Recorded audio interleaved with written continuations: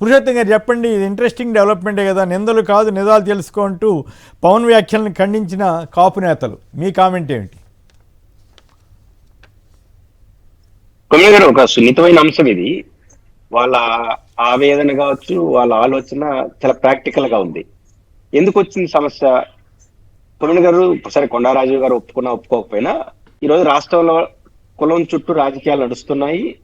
కొన్ని కులాలు లేదా ఒక కులం ఈ పార్టీ మాది, ఈ నాయకుడు మారి అనుకోవడం చాలా సాధారణ విషయం. అట్లే పవన్ కళ్యాణ్ గారు కూడా మాకు ఒక నాయకుడుగా, ఒక ముఖ్యమంత్రి అవుతాడని ఆశించారు. వాళ్ళు ఆశించింది 10% అయితే పెంచింది మనకు 90%. పవన్ కళ్యాణ్ గారు పెద్ద పెద్ద కులం పెద్దన్న పాత్ర ఎందుకు పోషించకూడదు, ఎవరెవరో ముఖ్యమంత్రి అయిపోతారు, నాకెందుకు అవకాశం ఇట్లేదు, రెండోది కుల భావన ఉండండి, పెంచి పెద్దది చేస్తాము, 2 సార్లు ఓడిస్తే ఆవేదన చేశాం, ఒక ఆశగా కల్పించారు. సాధారణంగా ఉన్న ఆశల్ని ఇంకొంచెం పెంచారు మీరు. కానీ పెంచినప్పుడు ఇప్పుడు వాళ్ళు ఇంకా నాకు ఆశ్చర్యకరంగా ఉండేది, వాళ్ళు ఎందుకు వాళ్ళ ఆవేదన కరెక్ట్ అంటారండి కొమ్మినేని గారు. వాళ్ళు ఇప్పుడు ఆశిస్తున్నది ఏంటంటే, మనం గెలిచాము, మాకు ఎన్ని పదవులు ఇస్తారు, పలానా చోట కాపులకి ఎన్ని ఇస్తారని డిమాండ్ చేయట్లేదు. నువ్వు ముఖ్యమంత్రి కావాలని డిమాండ్ చేస్తారు. మళ్ళీ పాత కథ, వాళ్ళకేం అడగట్లేదు, నువ్వు ముఖ్యమంత్రి రేస్ లో ఉండు అని పవన్ కళ్యాణ్ గారు అంటున్నాడు. ఇది చాలా న్యాయమైన కోరిక కదా. అంటే మా కాపులకి కనీసం 10% ఇవ్వండి, ఆ రాజ్యసభ సీటు కాపులకి ఇవ్వండి అని లోపల ఏం మాట్లాడుతున్నారు, బయటకు వచ్చి ఏం మాట్లాడుతున్నారు పెద్దలు, నువ్వు ముఖ్యమంత్రిగా ఉండు స్వామి అంటున్నారు. వాళ్ళు స్వార్థం కోరుకోవట్లేదు, ఫస్ట్ ముఖ్యమంత్రి. ఇది చాలా న్యాయమైన కోరిక. చాలా కులాలు ఏం చేస్తారు, నువ్వు ముఖ్యమంత్రి అయినావు మాకేమి ఇచ్చారు అని ఏ కులమైన ఉంటుంది. అది కమలాస్ కావచ్చు, రెడ్డిస్ కావచ్చు. వీళ్ళు దానికి భిన్నంగా నువ్వు ముఖ్యమంత్రి రేస్ లో ఉండవు అని విజయ్ లాగా ఉండవంటే, విజయ్ లాగా ఉండడం కుదరదు అంటే కనీసం ఉండడానికి ప్రయత్నం చేసి ఉండి. విజయ్ ఏమన్నా పారిపోయాడు? విజయ్ ముఖ్యమంత్రి అయినాడు, మనంగా ట్రై చేద్దాం, మీరందరూ బాగుండండి, ఈసారి కాదు నెక్స్ట్ కాదు ఇంకోసారి ట్రై చేద్దాం, అసలు కుదరదు అని విజయ్ గారికి గిరిపను కూడా విచిత్రమైన విన్యాసాలు చేస్తూ తప్పుదారు పట్టించే మాట్లాడు, దాంతో హత్య అయిపోతున్నారు. అంటే మీరు ముఖ్యమంత్రి కావాలి స్వామి అనే కోరికను కూడా వెటకారం చేస్తే దాన్ని ఎట్ట భరించగలదు ఎవరైనా సరే. కాబట్టి పవన్ కళ్యాణ్ గారు ఈ తరహా వ్యవహారాల వల్ల కొంచెం మెల్లగా ఒక స్థాయి, నేను మొత్తం కాపు సమాజం అంతా ఈ అభిప్రాయంతో ఉండదని నేను అనుకోను, కానీ ఒక ఎన్లైట్ సొసైటీ మాత్రం తీవ్ర అసంతృప్తిని, మీరు క్వశ్చన్ రాజు నడిపి చెప్పారు, ఇప్పటికిప్పుడు ఏమైనా మార్పులు వస్తాయంటే ఈ రోజు కనపడకపోవచ్చు, కానీ క్రమేణా మారుతుంది. ఎందుకు మారుతుందంటే కొమ్మినేని గారు, అక్కడ ఉంటే పవన్ కళ్యాణ్ గారు చేసేది ఏంటి, కుల పరంగా చూద్దాం, రాజకీయ పరంగా పరిపాలన పరంగా రెండు చూద్దాం. పరిపాలనంగా మన అద్భుతాలు చేసింది ఏంటి, గత ప్రభుత్వం ఫాలో కావడం, ఉన్నదాన్ని తీసేయడం తప్ప కొత్తగా మీరు చేసింది ఏముంది? బ్రాడర్ ఆస్పెక్ట్ లో మీరు ప్రత్యామ్నాయం కాదు, నెంబర్ 1. నెంబర్ 2, కులపరంగా చూద్దాం. కులపరంగా చూసినప్పుడు మీరు ఆడ ఉండడం వల్ల అయింది డిప్యూటీ సీఎం ఒక శాఖ మంత్రే కదా. మేము వైసీపీలో డిప్యూటీ సీఎం మీరా, లేదా తెలుగుదేశం పార్టీలో ఈ లేకపోతే గ్యారెంటీ డిప్యూటీ సీఎం ఇచ్చినా ఇంకొక 2 పదవులు ఎక్కువ కూడా ఇస్తారు. ఇప్పుడు పవన్ కళ్యాణ్ గారు ఆయన ఒక బ్రాండ్ అంబాసిడర్ వాళ్ళతో ఉన్నాడు కాబట్టి తక్కువ కూడా ఇస్తున్నారు, అసలు ఆయన మాతో ఉన్నప్పుడు మిగతా పనే ఉందని. కాబట్టి అదే లేకుండా ఉంటే తెలుగుదేశంలోనూ 4 పదవులు వచ్చుంటే, వైసీపీలో చాలా మంది, బొత్స సత్యనారాయణ గారు, రాంబాబు గారు, ఎంతమంది లీడర్లు, కానీ వీళ్ళందరూ ఎక్స్పోజ్ అయ్యారు. వాళ్ళు మంత్రులు, వీరు మంత్రులే. ముఖ్యమంత్రి కానప్పుడు జనసేనతో ఉండేదానికన్నా కాపులకు వచ్చే అదనపు ప్రయోజనం లేదనే భావన అయితే బలంగా వస్తుంది. ఆ భావన బలంగా మారింది అనుకోండి, మనం తెలుగుదేశంలోనూ వైసీపీలోనూ నాకు ఒక దివంగతులు, ఆయన దివంగతుడు, ఆ ఉదాహరణ తప్పేం కాదు. ఆదికేశ్వర నాయుడు గారు మీకు తెలుసు, మేము పద్మావతి గెస్ట్ హౌస్ లో ఏదో రిప్రజెంటేషన్ ఇవ్వడానికి వెళ్తే ప్రజారాజ్యం కొత్తగా వస్తా ఉంది. ఆ కంగ్రాచులేషన్ అని మేము క్యాజువల్ గా లెఫ్ట్ పార్టీలో ఉన్నాము, కంగ్రాచులేషన్ సార్ అంటే టీటీడీ చైర్మన్ ఆయన కాంగ్రెస్ లో ఉంటూ, ఏం కాంగ్రెస్ లో తెలియదు, మా పిల్లకాయలంతా ప్రజారాజ్యంతో ఊగుతున్నారు, ఈ ప్రజారాజ్యంతో ఊగే క్రమంలో కాపులు ఓట్లేరని తెలుగుదేశం వాళ్ళు సీట్లు ఇట్లేదు, ఈ కాంగ్రెస్ వాళ్ళు సీట్లు ఇట్లేదు, ఈ 50 ముంచుతాడో తెలియదు, మొత్తాన్ని మేము నష్టపోతామేమో అన్నాడు కదా. ఆయన బాగా అనుభవం నాయకుడు.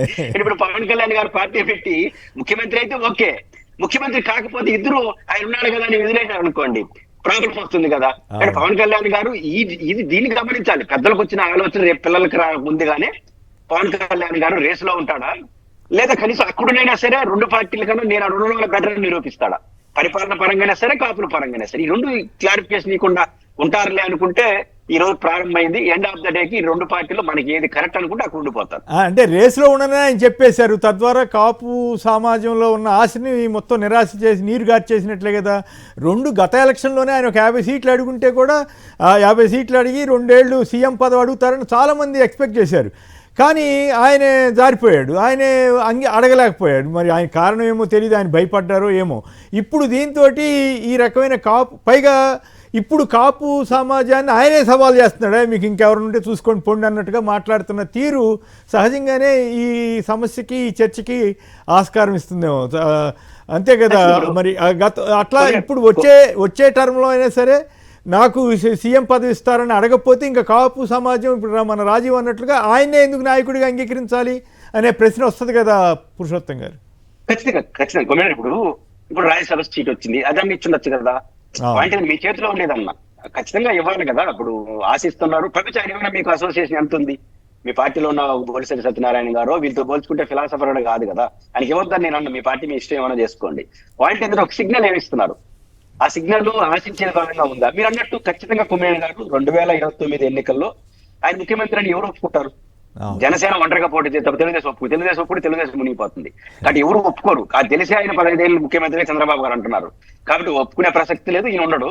కాబట్టి ఉండకపోతే ఖచ్చితంగా రాజీవ్ గారు చెప్పినట్టు రాజీవ్ గారు లాగా మనకు కంఫర్ట్ గా జగన్ గారు నేను ముఖ్యమంత్రి చేస్తానట్లేదు, ఖచ్చితంగా మీకు అందరికీ న్యాయం చేస్తానంటున్నాడు. కాంగ్రెస్ లో వైసీపీలో ఉన్నంత మంది కాపు లీడర్లు ఎవరున్నారు? మన జిల్లాల వారిగా చూస్తే చాలా బలమైన నాయకులు గట్టిగా ఉండేవాళ్ళు కదా. జగన్ గారి టైంలో కనీసం కాపు నేస్తామని అదని ఇదని వాళ్ళందరికీ ప్రాముఖ్యత ఇవ్వటం ఇవన్నీ జరిగినాయి. ఇప్పుడు అసలు ఒక్క పవన్ కళ్యాణ్ గారి తప్ప మిగతా వాళ్ళు ఎవరు కనపట్టలేదు కదా. ఇప్పుడు కన్నబాబు గారు వీళ్ళంతా వైసీపీలో మంత్రులు అయ్యారు, మంచి దాడిశెట్టి రాజా వీళ్ళందరికీ గుర్తింపు వచ్చింది. ఇప్పుడు తెలుగుదేశం హయాంలో అసలు పవన్ గారు తప్ప ఇంకెవరు కనపట్టలేదు. ఆయనేమో నాకు కాపులకి ఏం సంబంధం ఉన్నట్టుగా ఆయన మాట్లాడుతున్నారు. సో ఈ పరిణామాలన్నీ మరి భవిష్యత్తులో ఏంటంటే ఇంకో గమ్మత్తు ఏంటంటే తెలుగుదేశంలో కాపులు కూడా పవన్ కళ్యాణ్ గారు రాకుండా మాకు 4 పేరు ఉండేదేమనుకుంటున్నారు. తెలుగుదేశం పార్టీలో ఉన్న కాపులు కూడా మాకు పెద్ద ఆయన మా దగ్గర ఉన్నప్పుడు మమ్మల్ని నిర్లక్ష్యం చేస్తున్నారు.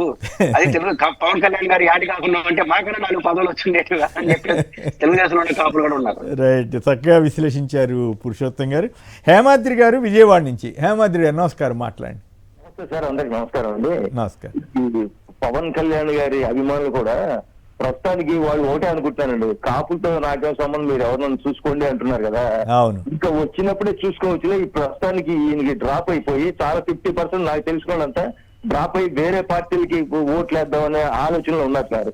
వీళ్ళు డిప్యూటీ సీఎం గా పవన్ కళ్యాణ్ అంత దాకా వెళ్ళారంటే ఇంత ముందు కాపులు కూడా డిప్యూటీ సీఎం గా చాలా మంది చేశారండి. లేదు యాక్టర్ గా అంటే బాబు మోహన్ గారు కూడా చేశారండి మంత్రిగా. అలాంటప్పుడు ఈ పవన్ కళ్యాణ్ మనం ఎందుకు భుజాన్ని వేసుకోవాలని కాపులు చాలా మంది ఆలోచిస్తున్నారండి. ఈ విషయంలో తప్పక ఈయన కాపు నేస్తం ఇలాంటివి కూడా ఏమీ చేయలేనప్పుడు ఆయన మనకి ఎందుకని ఆలోచన చాలా మందికి వచ్చిందండి. ఈ దాదాపు వ్యతిరేకంగా అయిపోయినట్టు చూద్దాం. అంటే మళ్ళీ ఆయన మాట మార్చడం గ్యారంటీ లేదు కదా. అవును నేను కాపుల కోసం ఉన్నాను, మళ్ళీ సీఎం అవుతానని మళ్ళీ అనరనేం లేదు. ఇప్పుడు అంటే అంటలేదు కానీ మనం ఎక్కడవుతామని వాళ్ళ నీరు గారుస్తున్నారు కానీ. బట్ ఏం జరుగుతుందో చూద్దాం. మరొకరు సూరిబాబు గారు కొత్తపేట నుంచి. సూరిబాబు గారు నమస్కారం, మాట్లాడండి. నమస్కారం. జనసేన అధ్యక్షులు పవన్ కళ్యాణ్ గారు కాపులు అవసరం లేదని ఇవాళ అంటారండి సార్. మరి మీరు అన్నట్టు మరి భవిష్యత్తులో కాపులే నాకు అవసరం అనే ధోరణి కూడా ఆశ్చర్యం లేదు. కానీ ఆయన వెంట ఈ రోజు జనసేన నాయకులు కింద స్థాయిలో దూరం అవుతున్నారనేది మాత్రం వాస్తవం. భవిష్యత్తులో ఆయన ఏం మాట్లాడతారో అన్నది మీకే తెలుసు. రైట్, చూద్దాం. ఎందుకంటే ఆయన పదే మాట మారుస్తున్న తీరు కాస్త మరి తెలుగుదేశం ట్రైనింగ్ ఎఫెక్ట్ ఎక్కువ పడిందో ఏమో తెలియదు కానీ. రైట్, మమతా పార్టీలో మంటలు, ఎన్డీఏకి జైగొట్టిన 20 మంది ఎంపీలు. సో ఇప్పుడు ఒక చిన్న విరామం తర్వాత మిగతా అంశాల్లోకి చర్చలోకి వెళ్తాం. సచివాలయ ఉద్యోగుల ద్వారా యోగా చేయిస్తారట, మా చావులకు కారణం కావద్దు అని చెప్పి సచివాలయ ఉద్యోగులంతా ఆందోళన చెందుతున్నారు. రాష్ట్ర ప్రభుత్వ ఉద్యోగులు పోరాటానికి సిద్ధం కావాలని బొప్పరాజు గారు తదితరులంతా పిలిపించారు. ఆర్టీసీ పరిరక్షణకు ఉద్యమం చేస్తామని జేఏసీ చెప్తోంది. పోలీసులకు చంద్రబాబు నైవంచ్యం చేశారని చెప్పి పేరు నాని గారు మొత్తం వివరణ ఇచ్చారు. అదే టైంలో బందర్ పోర్టుని ఎట్లా రేవంత్ రెడ్డి గారికి ఇచ్చేస్తారు, ఆయనకి అప్పచెబుతారా? గతంలో కేసీఆర్ టూర్ వస్తేనే కేసీఆర్కి ఇచ్చేయబోతున్నారని ప్రచారం చేశారు కదా అని పేరు నాని గారు ప్రశ్నించారు. మరోవైపు పురసేవలన్నీ ప్రైవేట్కే అని చెప్పి మరో వార్త అప్పచెప్తారట. జీవోలు కూడా వస్తున్నాయి, ప్రతిపాదనలు జరిగిపోతున్నాయి. మొత్తం మున్సిపాలిటీలో సేవలన్నీ ప్రైవేట్ వారికి ఇస్తే మరి ప్రభుత్వం ఎందుకనేది ఒకటి. వెన్నుపోటుపై సమరశంఖం. రోజు వైఎస్ఆర్ కాంగ్రెస్ పార్టీ వాళ్ళు రెగ్యులర్గా చేసుకున్నటువంటి ఆందోళనలు, వాటికి మాత్రం సమాధానం చెప్పట్లేదు. సూపర్ 6 ఇచ్చేసామని ఒకరోజు, నాగలి బాధలు గొడ్డలికి తెలియవంటూ నాగలి గొడ్డలి విధ్వంసం ఇట్లాంటి భాష, ఇది రైతు ప్రభుత్వం అని చంద్రబాబు గారు ఇవన్నీ కూడా చెప్తా ఉన్నారు. వీటన్నిటి మీద చర్చలోకి వెళ్దాం.